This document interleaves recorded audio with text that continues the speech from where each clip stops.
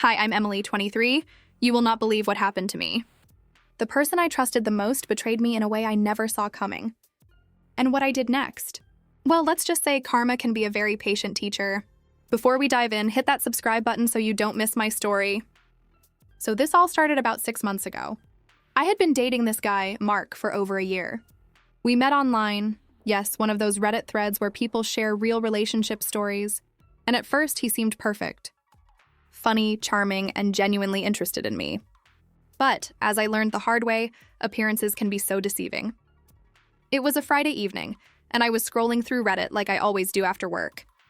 I stumbled upon a thread titled something like, "My partner betrayed me, and I got revenge." I laughed at first, thinking, haha, that's dramatic, but then I noticed a username. Something about it felt familiar.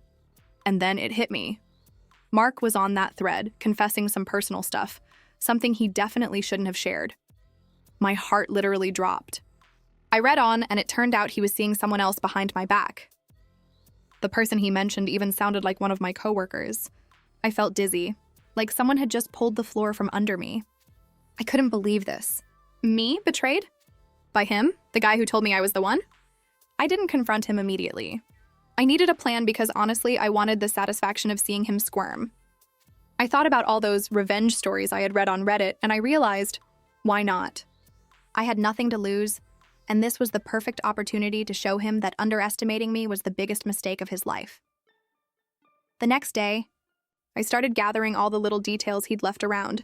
Texts, screenshots, even hints he had unknowingly dropped about his secret. Every tiny clue became a piece of the puzzle I was assembling. And you won't believe how quickly it all came together. But before I reveal exactly what I did, you need to understand one thing. I didn't want to be mean or petty just for the sake of it. I wanted smart, unforgettable revenge. The kind that makes someone think twice about betraying someone like me. That weekend, I made my move. First, I made sure he felt comfortable and unsuspecting. Then I slowly started revealing little things that hinted I knew everything. A wrong glance here, a sarcastic comment there. And oh, the look on his face when he realized I wasn't oblivious. It was priceless. And then, the best part was coming next. You said yes. Good choice, because the middle of this mess is when things got really juicy.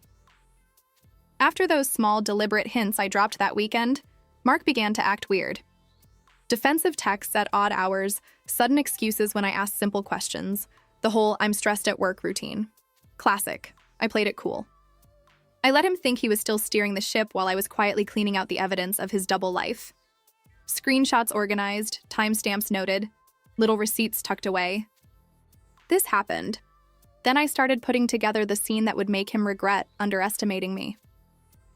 One evening, he invited me over for dinner. I said yes because I wanted him to feel safe. I cooked his favorite thing, because why not be the picture of normalcy? And we sat down like nothing was wrong. Halfway through, I got a text from an unknown Reddit account I had set up. It was a throwaway, anonymous, and it contained a link. I opened it in front of him. The link wasn't anything illegal, just a private gallery I had set up with all the screenshots, messages, and a short video montage of his lies. I put it on the TV, full screen, like it was the most natural thing in the world. You won't believe his face. It went from smug to pale so fast I could barely contain myself. He tried to laugh it off.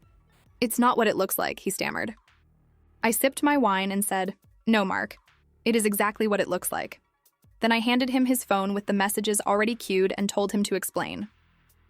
He fumbled, he denied, he begged. And for a second, just a second, I felt something like pity. But only for a moment, because the real plan wasn't to publicly shame him right then. I wanted him to feel the slow, steady crumbling of control. So I did something even better. I presented him with options. I could walk out and make every mutual friend, every coworker, and yes, that coworker he'd been seeing, know his truth. Or I could do something more surgical. I wanted accountability, not chaos. He chose chaos. He thought if he begged harder and apologized louder, I'd fold. He went on for 20 minutes about how he was sorry, how he loved me, how he didn't mean it. I let him speak. I wanted him to exhaust every excuse. When he ran out of words, I told him calmly that I'd already messaged a few people who mattered, not to humiliate him, but to set a boundary. I told him I needed time. He begged for that too, promising fidelity and therapy and everything else people promise when they're backed into a corner. That night, I didn't sleep. I planned the next move, the part where he'd feel the consequences in his pride and in his life. The kind of revenge that doesn't just hurt, but teaches. Morning came and I executed the final piece, a quiet, precise exposure that targeted what he cared about most, his image and the comfortable life he'd built around lying. But here's the twist you didn't see coming. Revenge started to feel different than I imagined. It wasn't just about him. It was about me reclaiming power and dignity. I wanted him to get that message loud and clear. I wanted him to know that I was no longer someone he could walk over, and then everything changed. What I thought would be straightforward fallout turned into something I honestly didn't expect, a revelation that affected more than just him and me. This happened. Then I waited. I let the consequences play out slowly because I wanted him to feel every second of what he'd caused. The morning after I told a few carefully chosen people, not to destroy him but to protect myself, I watched as his little world started wobbling.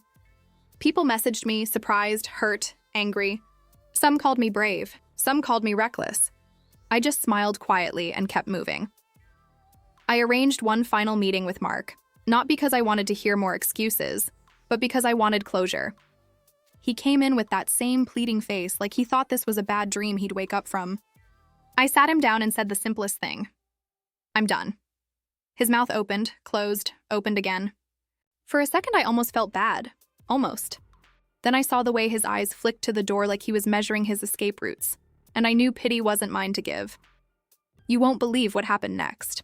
His boss called him that afternoon. Someone at work, a mutual friend I trusted, forwarded a screenshot. Suddenly, the man who'd lied without thinking had to explain himself in an office full of people who respected professionalism more than romance. He didn't just lose face. He lost the trust that had once made him arrogant. I didn't set out to ruin his career, but when lies leak into professional life, someone has to clean them up. I refused to be the quiet woman swept aside while he kept his comfort. But the actual revenge? It wasn't about him losing a job or getting embarrassed on the internet. The real revenge was quieter and sweeter. It was me reclaiming my life. I deleted his number, unfollowed his social profiles, and stopped checking to see if he'd try to crawl back. I started saying yes to things I had said no to when I was wrapped up in the drama. A pottery class I always wanted to try, coffee with friends I'd ignored, and late-night walks where I didn't feel the need to check my phone. And you won't believe this either. 2 months later, I bumped into the coworker he'd been seeing. We talked, awkward at first, then honest. She didn't know everything. She thought she was in a relationship too. When the truth came out, she apologized. Not because she'd been wronged by me, but because she'd been misled. We ended up high-fiving each other in the middle of a parking lot, both of us liberated. It was oddly empowering. Mark reached out once more, a long message filled with promises and remorse. I read it, felt a twinge, and then deleted it unread. I didn't want to be a spectacle, and I certainly didn't want to let my peace be bargained for. That was the last time he mattered, so here I am, telling you this from the other side. Stronger, clearer, and a little wiser. Revenge taught me 2 things. First, that justice can be strategic and composed, not just loud. And second, that the best revenge is living well. I didn't need to be cruel. I needed to be decisive. I reclaimed my story, and in doing so, I reclaimed myself. If you're listening and you're in that dark place where betrayal feels like the end, remember, it isn't. You can choose to crumble or to rise. I rose. Before I go, if you love this story, and you want more real Reddit relationship twists told in my voice, hit subscribe, drop a comment with your craziest dating story, and share this video with someone who needs a little vindication today.